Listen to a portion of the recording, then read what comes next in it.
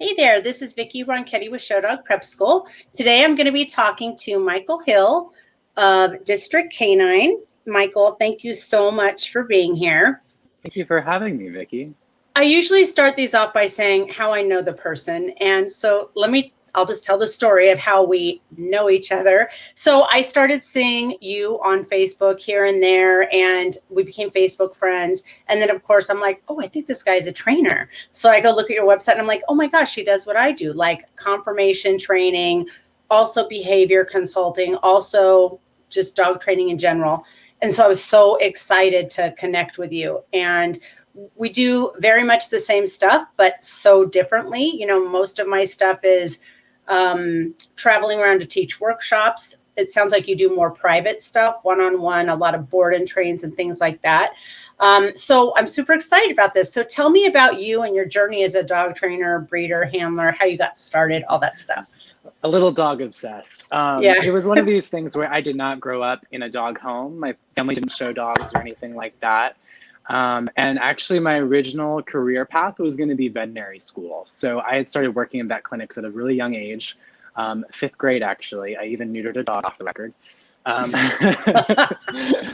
But so then I had, in that time, got connected with actually several rescue groups who were bringing in a lot of different dogs, a lot more difficult dogs to the practice because they had partnered with those practices with their dogs. And at the same time, I'd also gotten involved in some local equine therapy programs where they were using horses for different forms of therapy with humans. And Oh, nice. most of that was for vet school, but also just because I enjoyed it. And so I was also volunteering, for those rescue groups at their adoption events and things like that. And then that's actually where I transitioned from first seeing a Great Dane in the rescue setting. And then when I was watching Westminster Kennel Club on TV, I saw the Great Danes there, and it was just kind of like, I'm going to breed and show Great Danes. So most people are like looking to party going off to college, and I set to find my first show dog, which I did get from Ray Cataldi in Chicago, Illinois. I was in Virginia at the time. So we actually, that kind of mentorship relationship was long distance virtual, where it was over email and text and phone call, sending videos and that kind of stuff. And I think that really set a tone for a lot of the work that I've been doing now, especially in this past year with COVID. Mm-hmm. And so that first dog I owner handled, and kind of that was my first foray into breeding. And showing, for my own self. And then it was just kind of a natural progression where I got involved in other breeds, German Shepherds, Aussies. I even now am owned by a Chihuahua, who I'm obsessed with.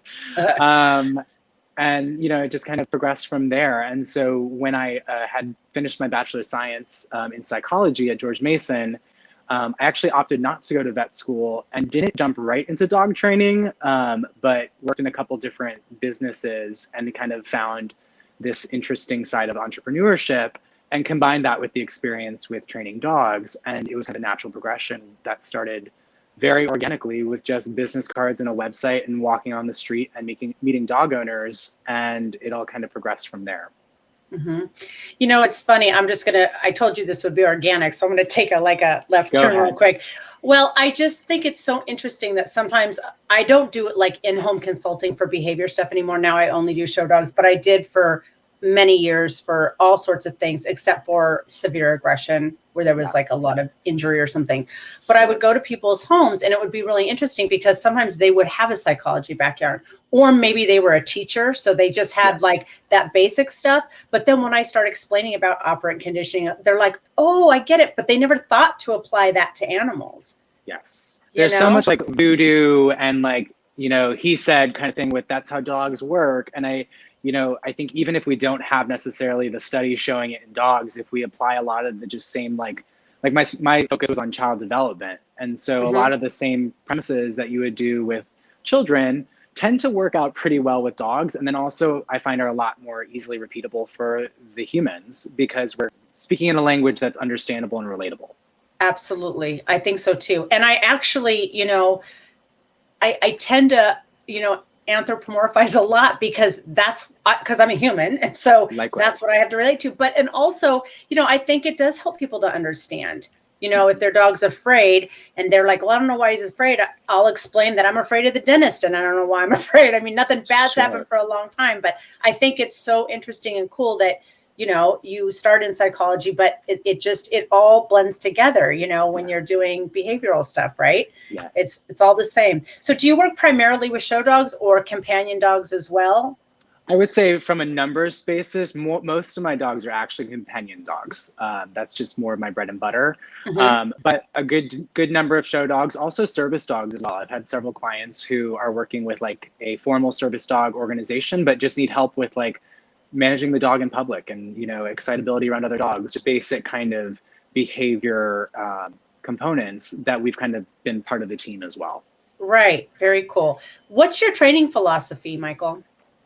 There's a lot of different like catchphrases out there. When people want quick and easy, it's positive reinforcement. But at the same time, I also think, like a couple important premises would be rooted in, logic and reality. So kind of relating back to science as much as possible, or practical management. So like real life examples from like, for example, how, a crate is used when we're at a dog show, and that's something that can be stressful for a puppy on their first venture away from home to a dog show, but then quickly becomes a wonderful tool where the dog is kept safe and the environment is safe as well. And so, using those kind of applications from the dog show world does have a lot of benefit, I think, to the companion family home as well. I think so too. And also, the handling stuff that we do and the intense, not necessarily intense, but, really covering our bases with socialization and exposure and just like, I think we all want pets that everybody, is friendly and outgoing and everybody could touch, So I think that's, I do see a lot of, dog show behaviors and companion behaviors are this, most of us, our dogs are our pets too. And then we go to dog shows sometimes. For sure. And I think there's also that component of like with a show dog, especially a top show dog, it can be a challenge, but it's also kind of what sets people apart. If you're able to maintain a dog and maintain their kind of motivation under stress and under tough schedules and things like that and travel. And so when we use the same premises that we might do to keep it fun and keep it exciting and keep it worthwhile for the dog, when you apply that to a family dog, it also kind of has a lot of value there as well, because like a dog shutting down because they're exhausted or overstimulated isn't a dog that's trying to take over or trying to dominate you or any of that. Like there's no instruction plan. Yeah, exactly. What training services do you offer currently? So I do private sessions, both in person when I go to people's homes, and I also do virtual sessions over FaceTime or Zoom. And then I also do board and train programs. So most of the time when I'm just at home, I'll have one, maybe two dogs staying in my home where they'll just live normal life. And then I kind of incorporate whatever we're working on into my regular life schedule. And then also I have some upcoming trips that I call training tours, where I will be hitting different cities. I love that. The beautiful thing about social media is that there is that's how we connected. And it's one of those things where it's a pre-existing network that dog owners all over the world have been able to connect with me and kind of work with me, in that context, but then also let me know like, hey, if you're ever in this city, we want to be on your list. So I kind of just keep these lists going. And then later this month, I'll hit New York and Philadelphia, Pittsburgh, DC, and then go down to Florida and hit a couple cities there, and then possibly Chicago after that. Okay, and so we have your business is District Canine, and I have that going down on the bottom. So that's how people can find you. That's the best way to reach you, right? Is to go to your website and contact you through there. There's a contact form at the bottom, and then I can kind of keep track of everyone's information and who is talking to me about what. Okay, perfect. And so is there a common issue that you're asked to help with a lot in regards to show dogs?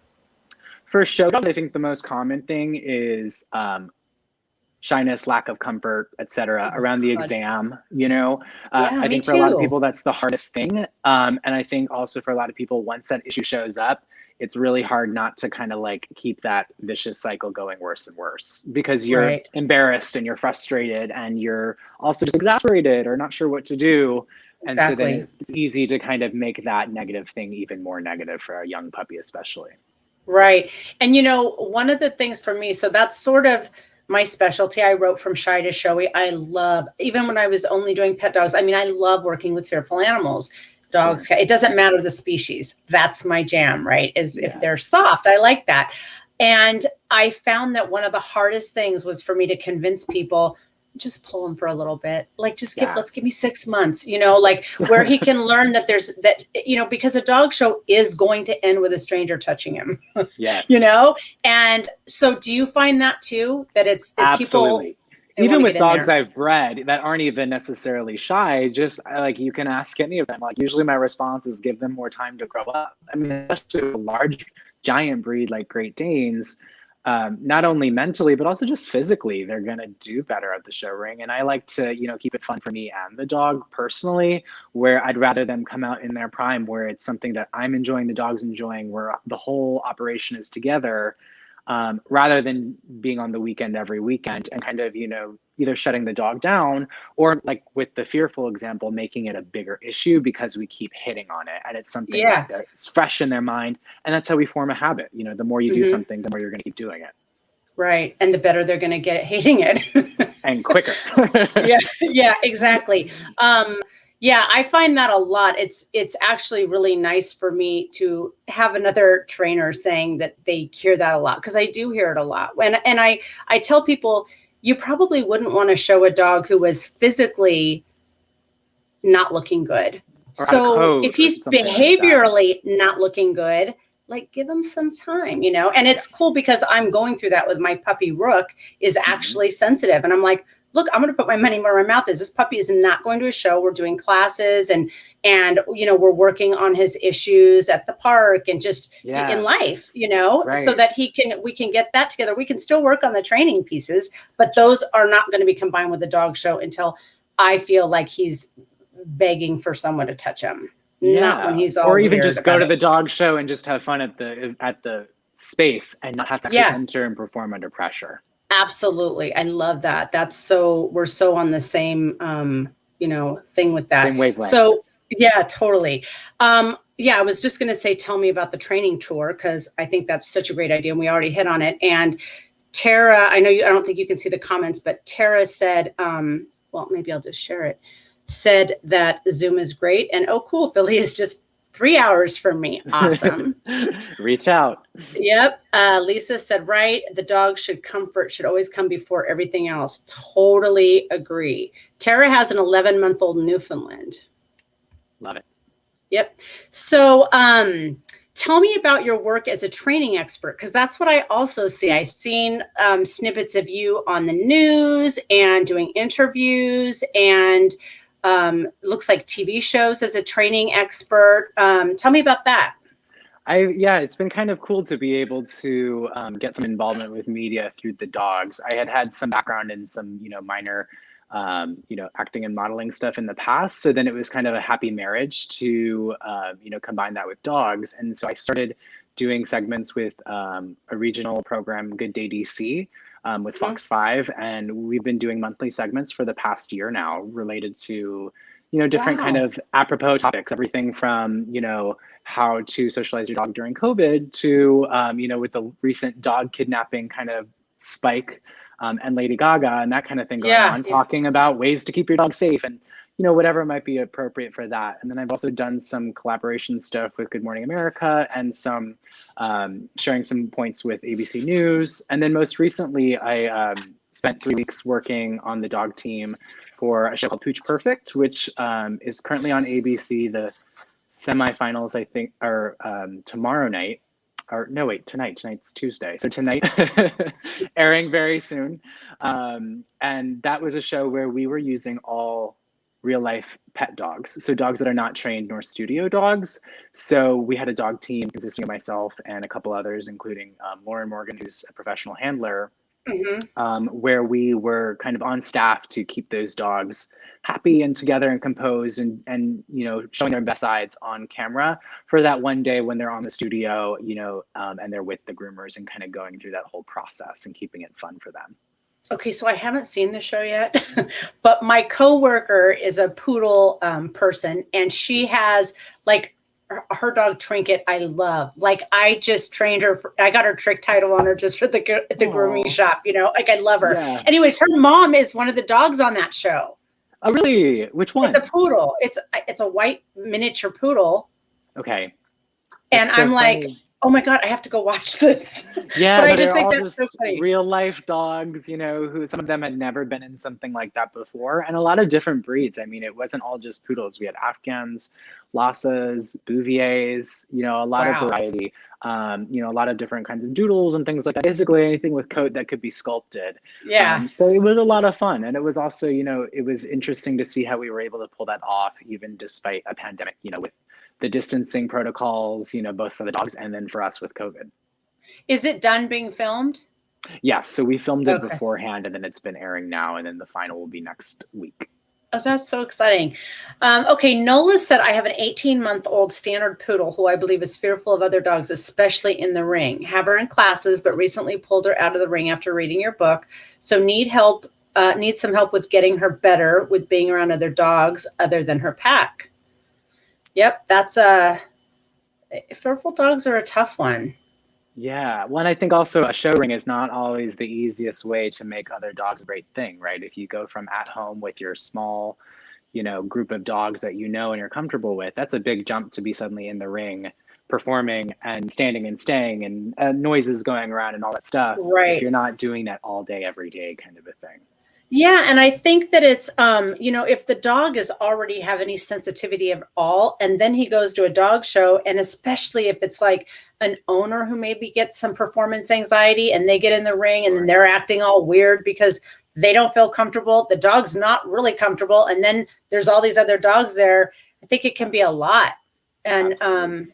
yeah, so I totally hear you, Nola, but you have Michael's website on there. You also are on Show Dog Prep School, and I'm doing a ton of fearful stuff on the Facebook page now, videos and just getting a lot of different stuff out there. Because, like I said, I mean, I really feel like you just said that's the thing that you see the most, and that's the thing that I get the most. And a lot of the people that I work with, you know, I've been doing positive training with show dogs. You know, my first book came out in 2007, and I've had a lot of people that I cannot teach them anything about their breed. I mean, if somebody's been in wolfhounds for 50 years, I am not going to teach her about that breed. But oh my God, when someone comes to me and says, I don't know what to do with this, I have so much respect for someone who has that much knowledge in dogs, but they're just like, I don't know what to do about this, you know, but there's help for these guys, right? Absolutely. Oh, and that's the thing is dogs are adaptable. And I think that sometimes works to their own disadvantage because we become so accustomed to the level at which they are able to adapt. I mean, you know, even just with each decade, how much more dogs, you know, outside of show dogs, but just regular dogs are expected to go to brunch and go to the dog park and do Oh my all these God. things where it's a lot, and some dogs can naturally just kind of be those push button dogs that roll with it, but for a lot of Mm-hmm. dogs that especially for certain breeds that might not be naturally suited to that, we have to understand kind of how their brain works, and that like it just takes time and we have to break it into manageable bite-sized pieces. Yeah, there's so much. And you know, with the dog park thing, it's like the dog park thing got, you know, it all of a sudden went crazy. And I was teaching classes for years. So, right, people would come in and they would say to me things like, you know, he gets along really great with most dogs, but, you know, there's this one dog park, you know, this one dog that comes and, you know, on Sundays at 11 o'clock. And, you know, what do I do? And I go, you don't go there on Sundays at 11. He doesn't like them. Like, Right, would you take your kid to play with some kid he doesn't like? Would you go hang right, out with, like, don't do that. But I right. think it put a lot of pressure on people that their dogs are broken if you can't just go release them into some random group of other dogs. Especially when it's so high pressure and so high turnover. I mean, the escalation, you know, everybody's energy is never going to subside because there's always a new dog coming in, and there's owners who are all there with their dogs, so the resource level is high, Oh my and we God. just can't control all the variables. So for me, I just kind of always like liken it to it's more that something that we do for ourselves necessarily for the dogs, and it's just not really 100%. worth the risk for most dogs. You know, I have some people, and I've had times when I have gone to the dog parks with certain Yeah. dogs of mine that just do love it, but more often than not, it is just easier to make life about your dog loving that when you're in the presence of dogs, great things come from me. instead of needing Yes. to have that social pressure about what do I do with every dog that comes near me, whether I it's love over that. excitement or fear or reactivity. I want my dogs to be okay with other dogs and people, but I want them to be neutral. I don't want them to want to go up to everybody and I want them to be like, and I have one of my main breeds is Lauchin, and that's all they want to do is go up to people, Wow.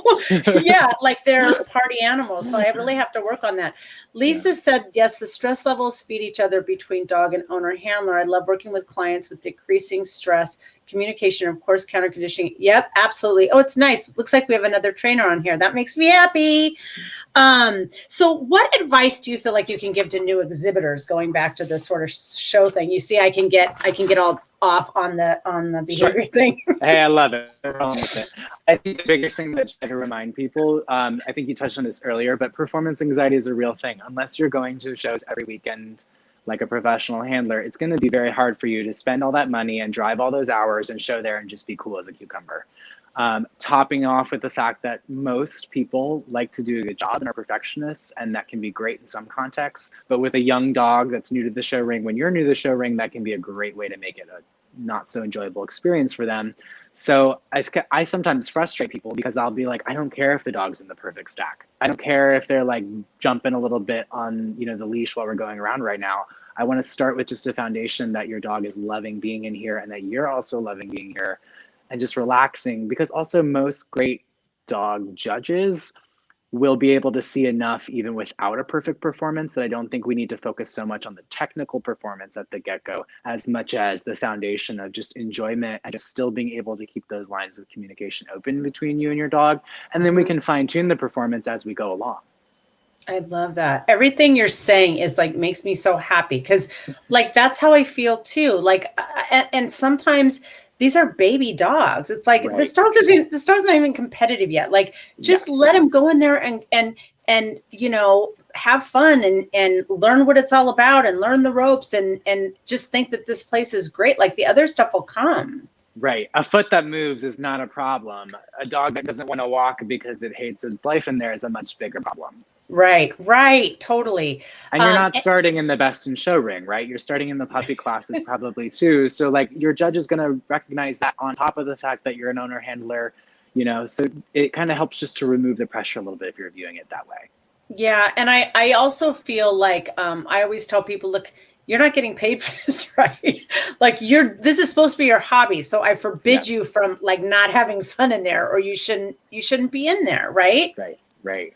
And it's one of those things too, where I think the more that we use the opportunity like of showing your dog to bolster that relationship between you and your dog, the more opportunities it offers you to enjoy other things, whether that's therapy work or fast cat or obedience or whatever you want to do with your dog.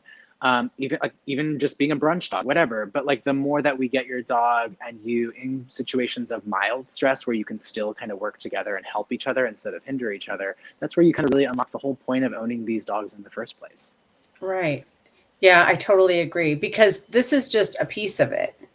Absolutely. This is just like a piece of their life, right? I mean, Yes. most of them have like some other whole life going on. It kind of, we keep talking about the fearful dogs because it's a common thing, but I love it when I'm working with a fearful dog and client team if I can pair a sport that the dog really likes with a dog show. Like maybe you don't enter the show, but you go to the show and then you go do fast cat or then you go do barn hunt or something. Sure. Or also like the other thing is like, for example, like food is wonderful and like it can be very useful, but like I can love Twix and only eat so many, or also lose my appetite for them if I'm nervous. So like if you can get your dog playing a game, like play is just, again, likening back to real life human psychology, there's so much evidence on the value of play to mental health. And if you get a dog tugging or playing with a ball or whatever, whatever kind of thing that they might like to do, and get them that kind of waking up the most and enjoying themselves the most. If you get them doing that at a dog show, even outside the ring, that's how you're going to get them to really enjoy the ring in the first place, rather than just shoving food down their throat.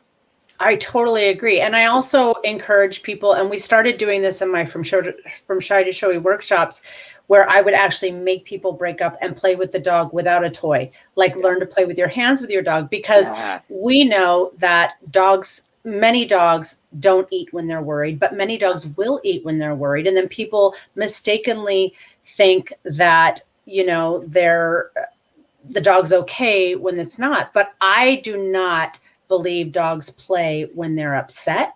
So I really think that's a truer gauge. Do you agree with that? Absolutely. And I mean, that's where also like there is such a thing as like, okay, obedience and commands are important, but also I would prioritize the mental health of your dog and the communication between you over never jumping up on you. Like I have dogs of my own and have client dogs where I've used jumping up on me and that kind of roughhouse as a reward. That's like their level, their form of play that they live for. And if Right. they learn that when I do my little thing and run around the circle and afterwards, when he says that, okay, I can jump up and roughhouse it with him, as long as we can get them to learn how to come back together, that's a great way to also like work that part of their brain, that impulse control to go from high intensity to composure.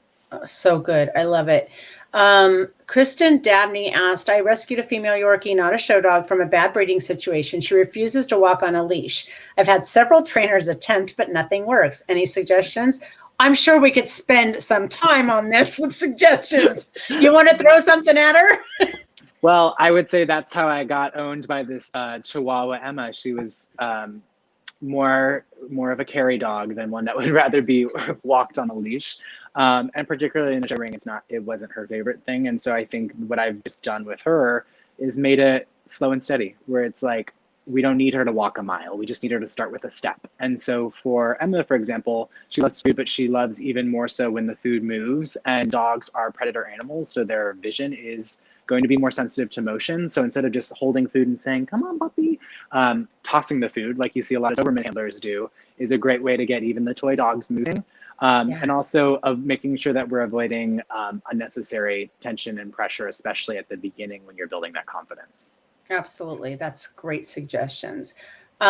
Also, you might try switching up, trying different types of harnesses or collars and see if anything like that. And I always like to try it with just maybe a leash drag and see if you can get the dog to walk around with you without it. Even in the home. Yeah, exactly. Alexandra said, I'm anticipating some challenges when I go back to the ring, as there have been no shows in Ontario since the pandemic began. Absolutely. I have to tell you this because this is one of my best friends who is on here, and she just wrote a comment. This is so good. She says, I totally thought you were interviewing Brad Mondo at first glance and was very confused. That is so funny. Do you know who that is? No idea.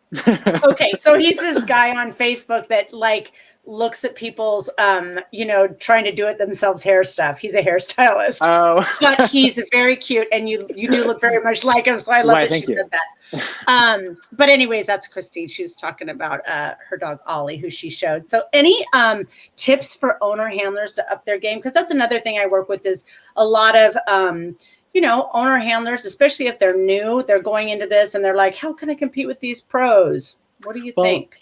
I think owner handlers actually can have a real advantage. And I remember some of the greatest dog people who I've ever, spent time with and worked with that have always kind of pointed at the breeder owner handler is the most powerful person at the dog show. And I think a big portion of that is like, professional handlers are excellent, and people who work with dogs all day are excellent at getting what they can out of a dog, but there is only so much time in the day. And there's nothing like the bond that your dog has when they are like your hard dog who lives at home with you. And so that can sometimes backfire because they do sense our pressure and, that kind of thing. But also you have the benefit of being able to cater to your dog's every whim and need and kind of set up all the variables to help your dog succeed from the very beginning. I think the biggest thing with that is don't put the pressure of the professional handler on the specials dog that's been on the road for a year on you and your dog the first time you guys are going out. They're just getting a lot more times in the ring. So give yourself more time in the ring to get up to the level that you want to get at to. Yeah, absolutely. I mean, I do tell people it's like some of these, I know handlers who grew up at dog shows. They've been doing this since they were little. They don't even know what they're doing anymore. They don't even remember. They just do it. It's total muscle memory. So, you can't expect to be able to show like that with things that you still have to learn and figure out, Absolutely. And that's where I think it's also, if you're trying to learn how to show dogs, it can also be helpful to practice on other people's dogs, like learning on a show horse versus a thoroughbred. Mhm. You know, a dog that's been seasoned and kind of done the thing can, even if it's just at a handling class or even just at a park, practicing your skills so you're also not boring your dog at home, because it's Yeah. the new person, their new dog, they're enthusiastic and they do it over and over and over and over Yeah. again. And it's just hard to maintain that motivation when we're kind of overdoing it, especially with some of these more intelligent working breeds that are like, okay, we get it, I ran in a circle, but like, what else is Yeah. happening? Yeah, I totally agree. And I always suggest, especially if they have, sometimes people have like a retired special sitting around. Yeah. Well, he's finished. Oh, well, does he like it? Yeah. Okay. Well, then while you're working on your dog who's worried, Yes. let's get you working this dog who already knows how to do it. And there's no Yep. pressure. Like, Yep. so Show that dog and get more comfortable, and let your dog just sit in a crate ringside and become comfortable with the environment, and then walk yeah, around and have some fun afterwards. absolutely. Anything else you want to add? I think, you know, the biggest thing is to have patience both with yourselves and your dogs. I think this past year, especially more so than a lot of other things, has taken its toll in ways that a lot of us aren't quite even sure about yet. We kind of touched on this, how it's like, it's just almost dysphoric to kind of Yeah. resume normal activities. So I just want to always kind of keep bringing people aware of that, so that we don't accidentally take that out on our dogs with the frustration that comes with that. And that, again, we can kind of access your dog's ability to help you through that, because dogs Right. do have that wonderful adaptability. And the more we tap into that and that, you know, power of that relationship, the more we can kind of, you know, bounce back like they do. Yeah, exactly. Well, everybody, thank you for watching. Again, Michael Hill, District Canine. There's his website, www.districtcanine.com. Thank you so much, Michael. Let's do it again, because we could have gone on for a long time talking about different topics. I love It talking was shop. my pleasure, Vicki. All right. Thanks, everybody. We'll see you next time.